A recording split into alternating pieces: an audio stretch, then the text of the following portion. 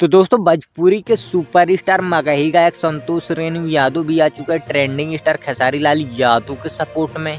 उन्होंने कहा कि कृति हमारी बेटी है, हमारी यादव समाज की बेटी है।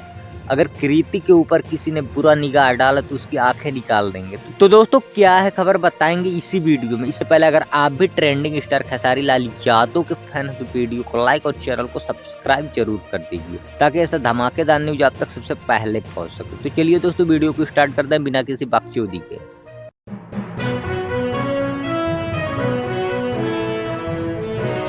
तो दोस्तों आपको बता दें कि भोजपुरी के सुपरस्टार मगही गायक संतोष रेणु यादव भी आ चुके हैं खेसारी लाल यादव के सपोर्ट में।